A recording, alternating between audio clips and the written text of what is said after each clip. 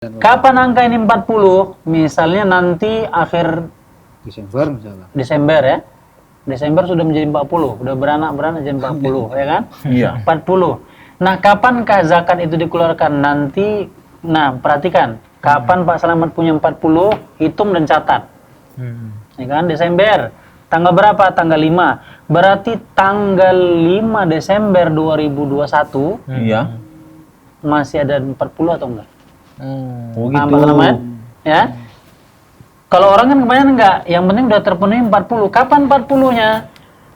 Ya baru saja, atau baru berapa bulan, nggak bisa. Nggak bisa. Dia harus terpenuhi namanya haul. Oh. Haul itu Masanya. tahun. Masanya setahun. Oh. Jadi kita punya kambingnya berapa? 40. 40 ini dari kapan? Tanggal 1 Desember Iya. 2020. Iya. Perhatikan ini sampai nggak sampai 2021 Desember. Oh gitu.